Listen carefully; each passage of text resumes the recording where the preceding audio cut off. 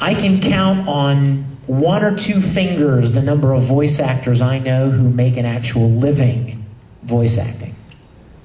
You'd have to do an awful lot of voice acting to make enough at it to, like, literally make a good living. Most of us all do something else. I mean, you know that I write and produce music professionally. I do graphic design work. I do film directing and shooting and producing work. I do a lot of different things professionally. That's one of the reasons that I've been writing and producing music twice as long as I've been voice acting. And that's why I love that you guys have embraced my music so much, because it never occurred to me that you would be interested in my music. And so it means so much to me when you guys get my CDs, because you're actually helping me live, because voice acting doesn't pay a lot. But everybody else, I mean, Lucy Christian, Greg Ayers, everybody you know that you've heard 100 times, all do other things besides voice acting.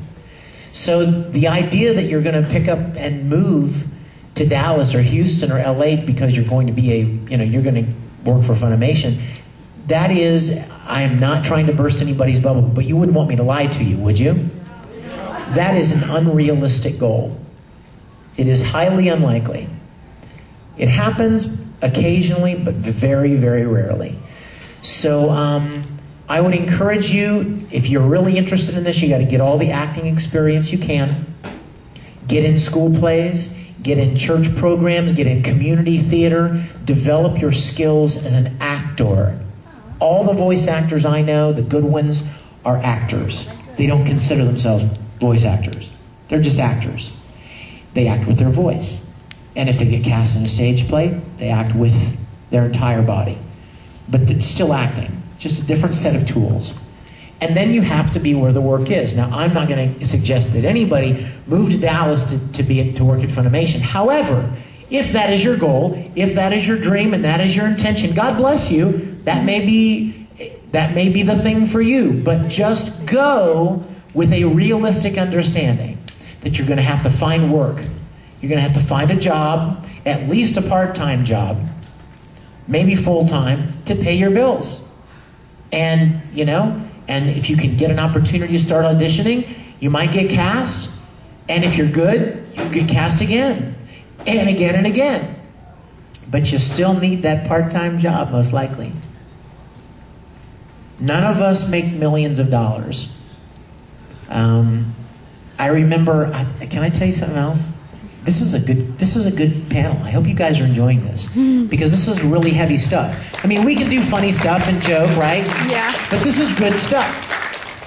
When I was little, you're gonna love this. When I was a little kid and I went to Star Trek conventions, I would walk up to the table and there's DeForest Kelley, who played Dr. McCoy, and there's Jimmy Doohan, who played Scotty. And there's George Takei, who played Sulu. And as a little boy, I would be like, it's nice, it's great to meet you, Sulu, Mr. Takei, it's my pleasure. And he would sign my book, and that's the guy. That's him, bigger than life, right? He must be a millionaire. I'll bet he lives in this huge mansion with and I'll bet he's this is amazing, it's Sulu.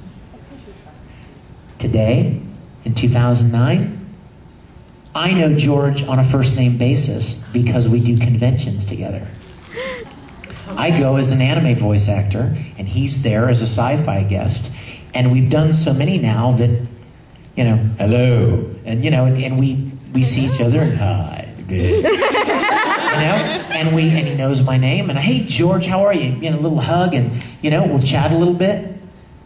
And I've been privy enough to listen to conversation. These guys they're not rich. They got, they drive cars that break down. They got to pay their mortgage, you know what I'm saying? They're just like we are.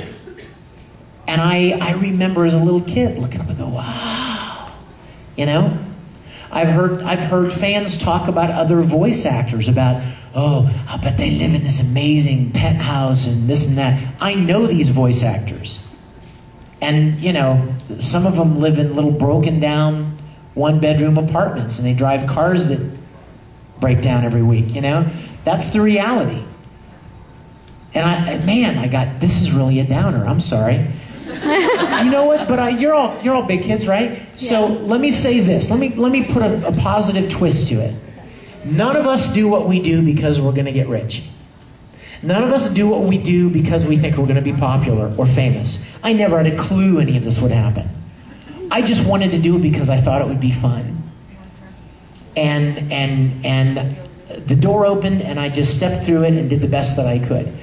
But let me encourage you guys, whatever your dream is, whatever your goal is to do as a profession, choose it because it's something you have a passion for. Not because it's something you think you're going to make a lot of money at. Not because it's something you think you're going to be famous at. Not because you think somebody's going to ask you for your autograph someday. Those are not good reasons to choose any career. Find something that you have a real joy doing. And it could be anything. It doesn't have to be a performance field. It could be plumbing. You could be really good with tools. You could be amazing in building things or great with numbers and you love solving equations and figuring things out. Whatever it is, find something that you have a passion, a God-given talent for, and pursue that. Because I've said this before, but I'll say it again, and I'll end this downer part of the panel with this. You will be infinitely happier making $30,000 a year doing something you love than making $100,000 a year doing something you hate.